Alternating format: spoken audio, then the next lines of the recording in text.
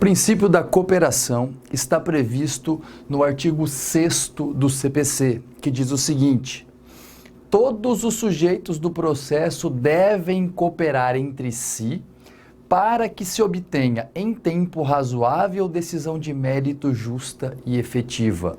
A primeira informação que você precisa lembrar, gravar para suas provas, é que trata-se de uma obrigação.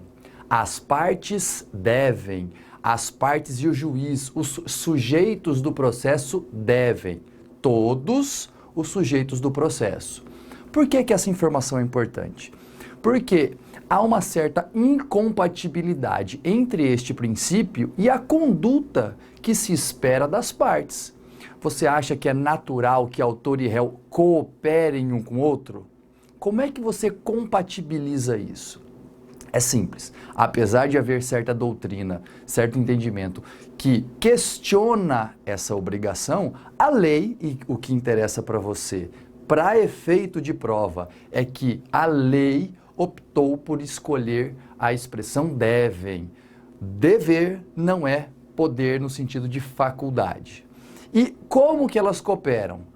A fim de que o processo termine em tempo razoável e se obtenha uma decisão de mérito. Olha só que interessante. A cooperação decorre do sistema cooperativo. Já adiantando, é o sistema adotado no processo civil brasileiro. E há basicamente dois outros sistemas. O sistema adversarial, que está ligado ao princípio dispositivo, e o sistema não adversarial ou inquisitivo ou inquisitório, que está baseado no princípio inquisitivo. O que significa sistema adversarial ou que correlaciona-se com o sistema dispositivo? As partes possuem mais protagonismo, preponderância na condução do processo. Elas iniciam o processo, elas levam ao juiz as informações que precisam ser conhecidas por ele para resolver o processo, produzem provas, enfim, fazem praticamente tudo e o juiz apenas decide.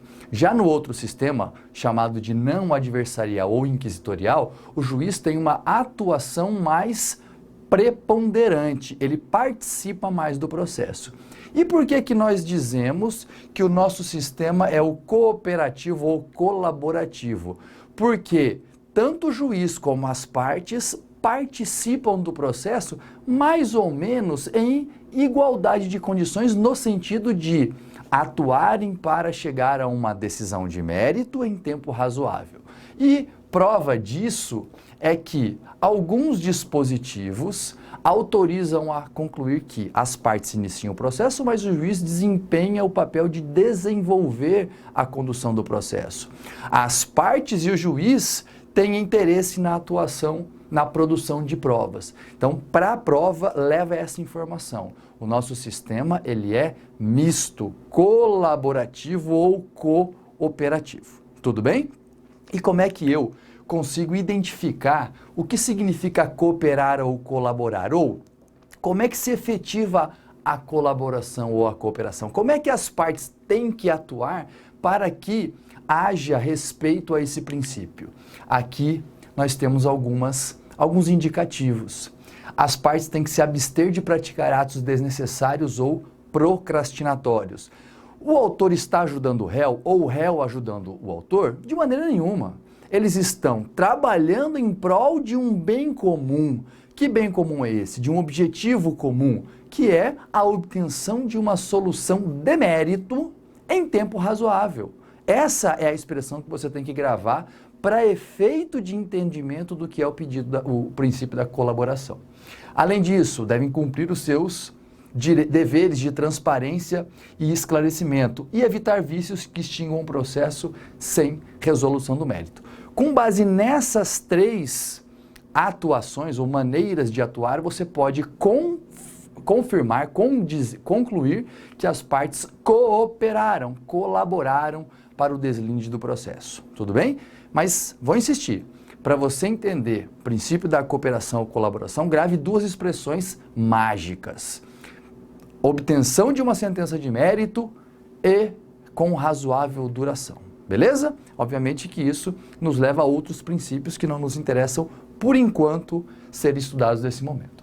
Outro princípio é o da igualdade processual ou da paridade das armas. Está lá no artigo 7º do CPC, que diz o seguinte: é assegurada às partes paridade de tratamento em relação ao exercício de direitos e faculdades processuais, aos meios de defesa, aos ônus, aos deveres e à aplicação de sanções processuais, competindo ao juiz zelar pelo efetivo contraditório. Isso está lá no artigo 9º. O que significa isso? Que as partes têm que ser tratadas de forma igual. E igual aqui no sentido mais verdadeiro da palavra, de forma isonômica. E aí você tem que compreender a diferença entre igualdade formal e igualdade material. O que é a igualdade formal? Todos são iguais perante a lei. Todos têm o prazo para recorrer, todos têm o prazo para contestar, as partes têm que ter assegurada a vista dos autos, o direito de recorrer é assegurado a todos, as decisões fundamentadas são para todos, não para A ou para B. Isso é igualdade formal. Por quê? Não se consideram circunstâncias específicas de cada parte. Isso é igualdade formal. Se eu quiser analisar essa mesma questão sob a ótica da igualdade material, eu preciso levar em consideração as circunstâncias específicas do caso concreto. Por exemplo, e o que é interessantíssimo para você ao estudar para ser procurador do Estado, do município, AGU, PFN, advogado público de uma forma geral. A Fazenda Pública possui prerrogativas processuais. Da onde vêm essas prerrogativas? Do interesse defendido pela Fazenda Pública. E é porque a Fazenda Pública defende o interesse público que ela possui algumas prerrogativas. Vamos chamar de vantagens? Podemos até chamar de vantagem, mas tecnicamente o nome é prerrogativa. E essas prerrogativas estão calcadas, estão baseadas na igualdade material. Por quê? Porque a Fazenda Pública atua diante ou mediante circunstâncias que não ocorrem para todas as pessoas. Há muito mais processo para o advogado público resolver. A questão do interesse público que está em jogo, há recursos públicos que podem ser afetados, há políticas públicas que serão atingidas pela atuação do advogado público. Por isso, a Fazenda Pública possui prerrogativas. E essa diferenciação é ilegal, imoral, ilegítima e inconstitucional? Longe disso. É aceita e tem que ser valorizada. E você que vai ser advogado público não pode esquecer delas. Além disso, como é que a igualdade se reflete no processo? Ou como é que eu posso analisar a igualdade processual, do ponto de vista processual? Simples. Se você tem uma dificuldade ou desigualdade financeira, por exemplo, porque algumas pessoas têm dinheiro e outras não, como é que eu resolvo isso? Eu asseguro a gratuidade da justiça para quem não tem dinheiro.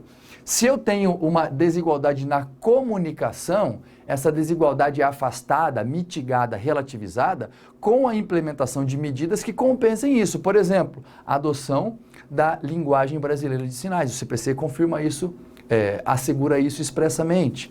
Além disso, se alguém não pode acessar a justiça porque mora longe e não pode, por exemplo, participar de uma audiência, o CPC vem e fala o seguinte: toma aqui, videoconferência para você resolver o seu problema. Ou seja, essas dificuldades que gerariam desigualdades no processo são relativizadas por regras processuais com o objetivo de assegurar esse princípio da igualdade e permitir que ambas ou todas as partes possuam as mesmas oportunidades no processo. Vamos chamar isso de paridade das armas, beleza? Além disso, a aplicação desse princípio não pode significar uma arbitrariedade, não pode significar um ato abusivo por parte do Estado juiz. Por exemplo, imagine que o juiz desconsidere uma citação válida e reconheça e reabra o prazo para a parte apresentar contestação, sendo que essa parte foi citada regularmente, perdeu o prazo e é revel. Isso ele não pode fazer, porque daí ele está ingerindo no processo. Ele está interferindo no processo, sendo parcial, porque está fazendo o processo pender favoravelmente para uma das partes, em detrimento da outra. O que não significa que ele não pode, por exemplo, ampliar o prazo para a parte se manifestar no processo. Suponha que o réu, apresentou a contestação e juntou um monte de documento. E a análise desse documento, ela pode comprometer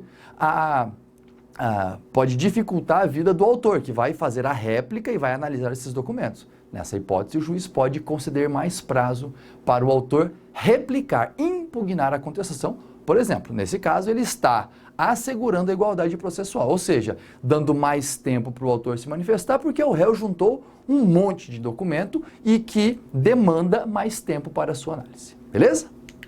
Outro princípio, dignidade da pessoa humana, está lá no artigo 8º. E nós veremos que o artigo 8º contempla vários princípios, não só o da dignidade. Eu destaquei o primeiro porque ele fala o seguinte, que o ordenamento jurídico, no sentido mais amplo, não é só lei, é todo ordenamento jurídico, ao aplicar o ordenamento jurídico, o juiz atenderá aos fins sociais, à exigência do bem comum, resguardando e promovendo a dignidade da pessoa humana. Beleza? Beleza. Vamos lá, vamos avançar nessa análise. O que são fins sociais? Os objetivos que o direito pretende atingir. O que é o bem comum? É o interesse social. O que é resguardar a dignidade da pessoa humana? Proteger a dignidade da pessoa humana. E o que é promover? Agir, praticar um ato no sentido de efetivar a dignidade da pessoa humana. Olha só como você pode entender melhor isso. Se o juiz quiser, para resguardar a dignidade da pessoa humana, basta que ele aplique a lei, que já prevê mecanismos de resguardo, de proteção à dignidade da pessoa humana. Quer ver um exemplo? O processo, em determinados casos, é sigiloso. E um dos motivos pelos quais o processo é sigiloso é para proteger a intimidade de uma das partes, certo? Como é que o juiz protege, resguarda a dignidade da pessoa humana? Aplicando a lei e fazendo o processo ficar sigiloso, beleza? Ou seja, é simplesmente protegendo aquele conceito que se amolda à dignidade da pessoa humana, ok? Como é que o juiz promove a dignidade da pessoa humana? Aqui não basta aplicar a lei, ele tem que ir um pouco além para fazer com que a dignidade da pessoa humana seja efetivamente assegurada, concretizada. Exemplo, o CPC estabelece que haverá prioridade para quem possua determinadas doenças. Depois vocês verão isso com mais calma. O que o juiz pode fazer diante de um caso concreto? Verificando que a pessoa possui uma doença, porém, essa doença não se enquadra naquelas hipóteses que justificam a prioridade, mas cuja doença pode acarretar o abreviamento da vida da pessoa, ele pode dar prioridade ao processo. O que ele está fazendo? Ele não está aplicando a lei simplesmente, até porque a lei não prevê que para aquela doença haverá prioridade de tramitação do processo.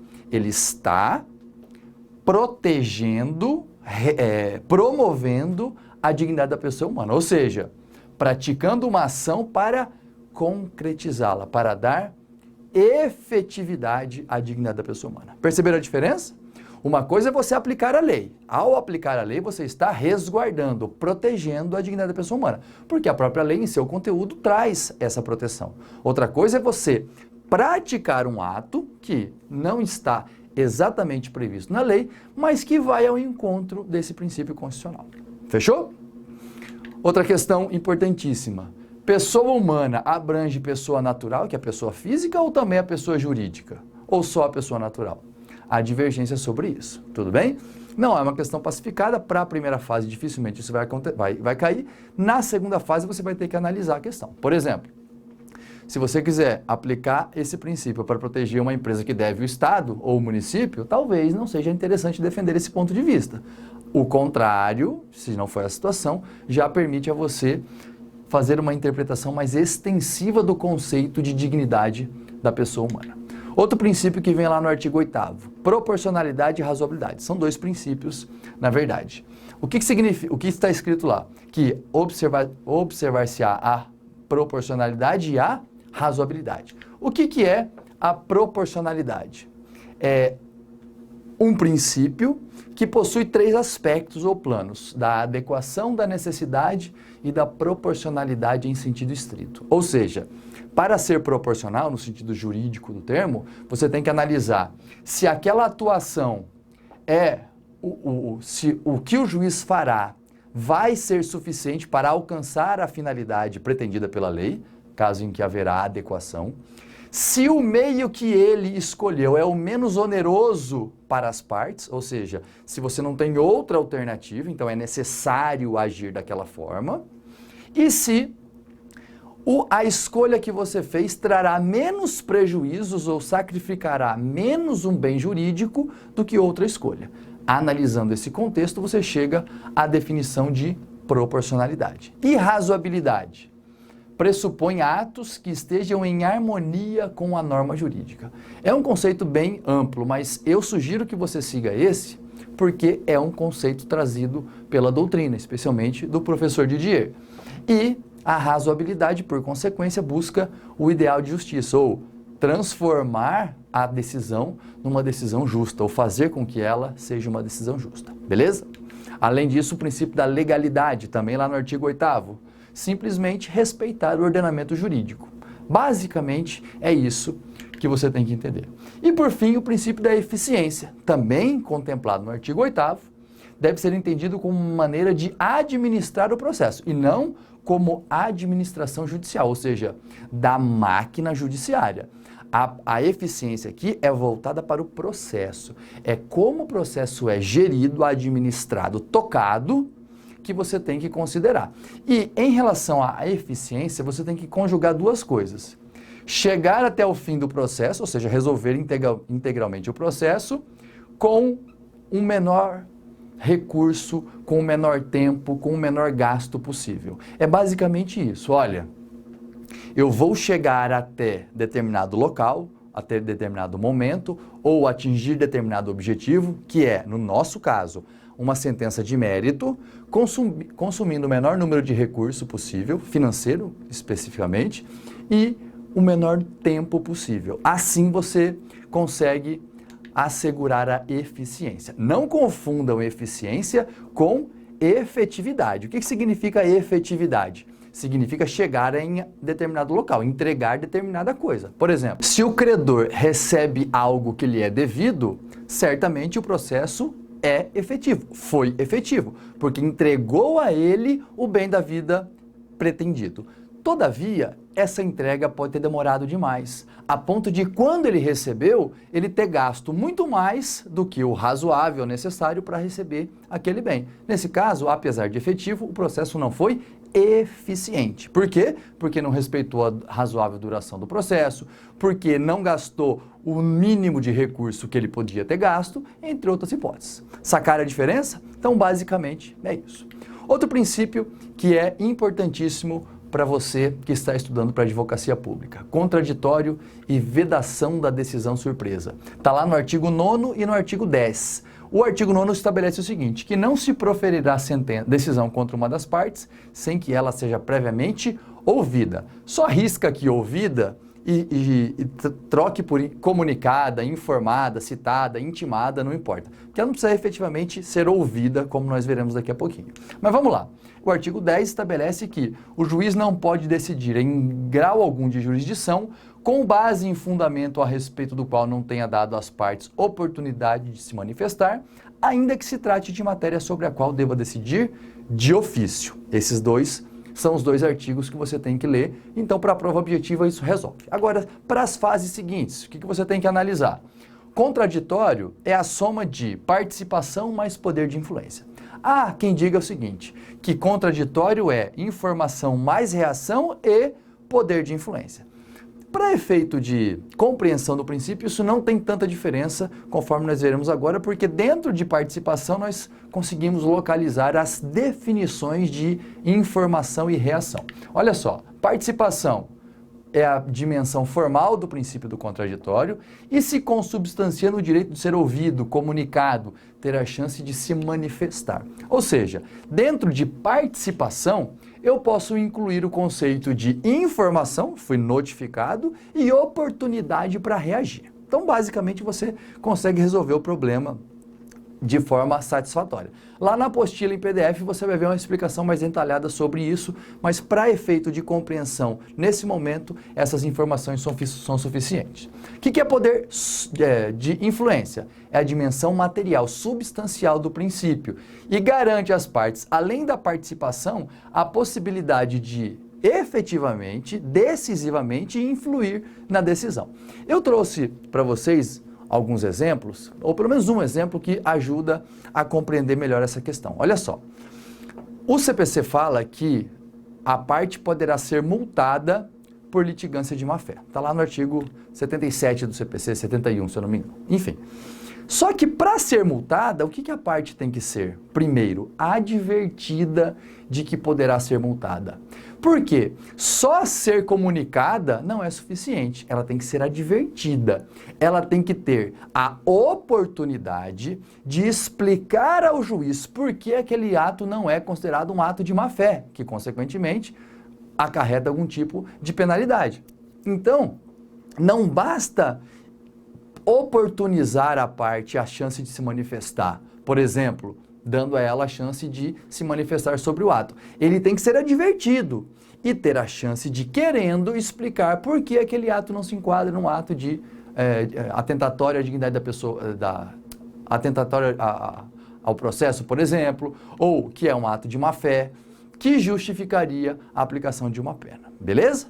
Além disso, o artigo 9º traz algumas exceções ao princípio do contraditório que são importantíssimos para você, especialmente para quem vai fazer prova objetiva. Por quê? Porque é muito comum que isso caia. Só chamo a atenção de vocês para o seguinte: o artigo 311 trata da tutela de evidência, são 4 incisos. A exceção ao princípio do contraditório só abrange 2. Então, muito cuidado com isso, porque não é qualquer situação de tutela de evidência que afasta o princípio do contraditório, que é a garantia de ser ouvido antes ou de ser intimado antes da decisão. E o artigo 701 trata da ação monitória, beleza?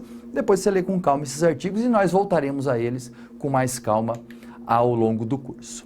Além disso, o artigo... O artigo 9º trata... o artigo 10, trata do fundamento. O juiz não pode decidir em grau algum de jurisdição com base em fundamento a respeito do qual não se tenha dado às partes, etc, etc. O que significa fundamento? Argumento ou razão apresentada pelas partes. Argumento ou razão apresentada pelas partes. Não é causa de pedir. Muito cuidado, porque quando nós estudarmos os elementos da ação, vocês verão que são elementos da ação: partes, causa de pedir e pedido. Causa de pedir aqui também é utilizado como fundamento da ação. Em que sentido? No sentido de que é a circunstância, relação jurídica que deu ensejo à causa. Por exemplo, um acidente de veículos. Por exemplo, uma invalidade de um ato administrativo. Ou um ato ilícito que acarreta o dever de indenizar. Essa é a causa de pedir.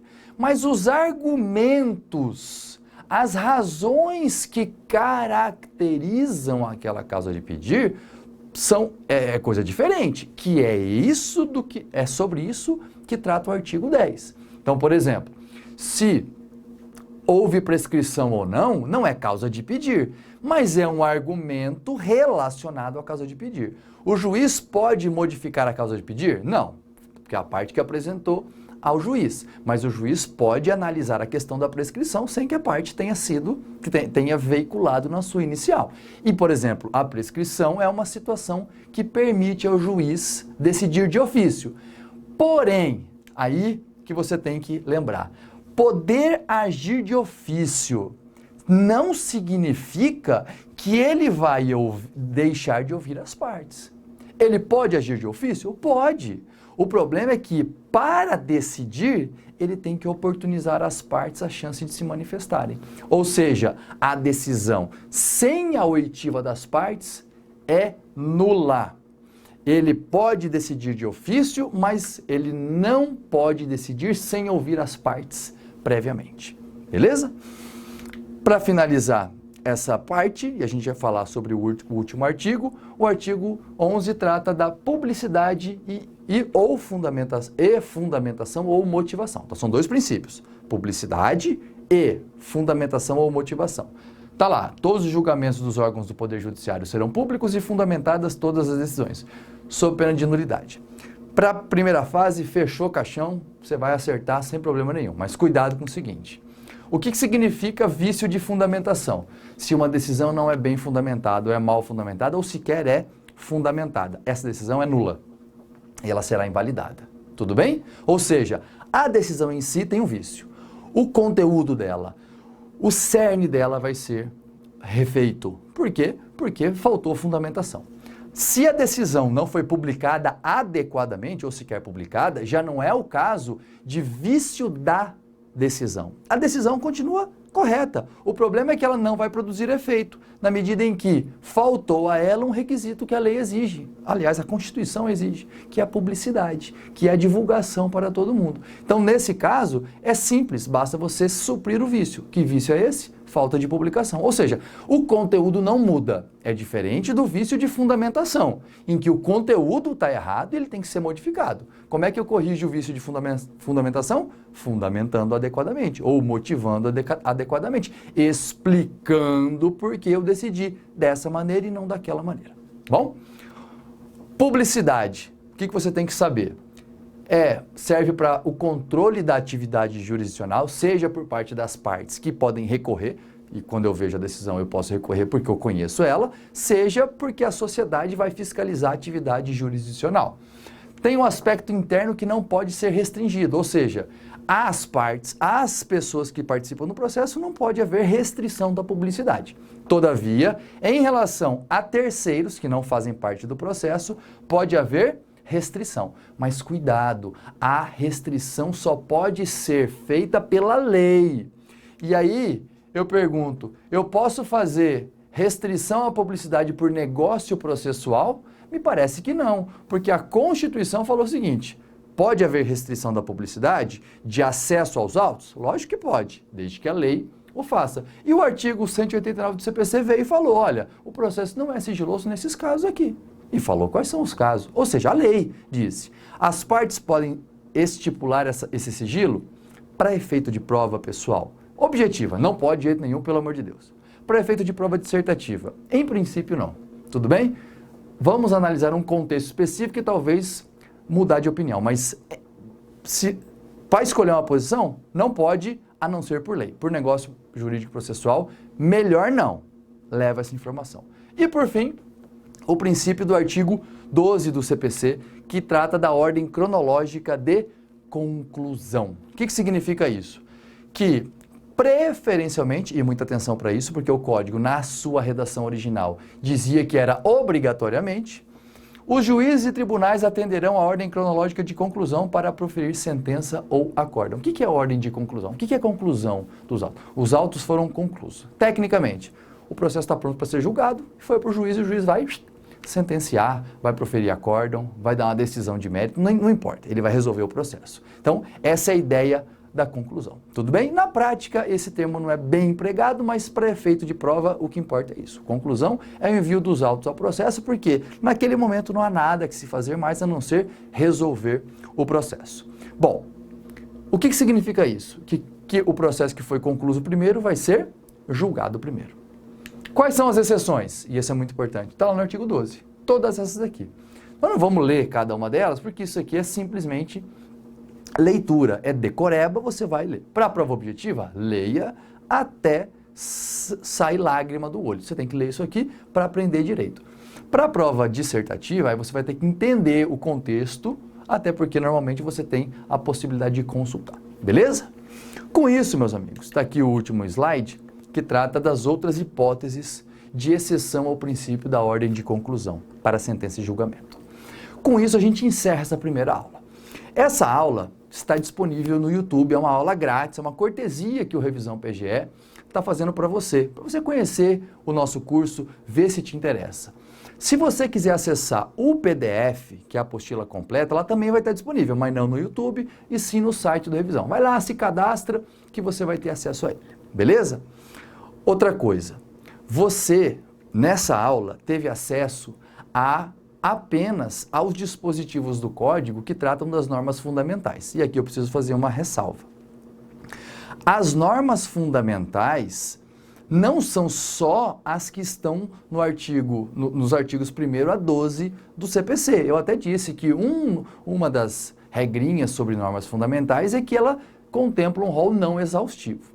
E as outras normas fundamentais serão analisadas no momento adequado. Por exemplo, quando a gente falar sobre recursos, tem princípios e tem regras que são consideradas normas fundamentais, estarão lá.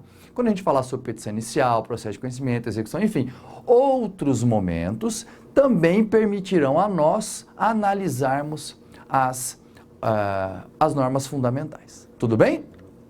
Por enquanto é suficiente para você pelo menos se inserir nesse mundo maravilhoso que é o processo civil. Espero que você tenha gostado. Se você tiver alguma dica, alguma sugestão, alguma crítica, fique à vontade, manda pra gente, a gente vai dar uma olhada com calma. E a partir daí, você vai conhecer o nosso produto, vai conhecer o extensivo do Revisão e eu tenho certeza que vai ser muito útil para você. Beleza? Muito obrigado pela atenção e até a próxima. Um abraço.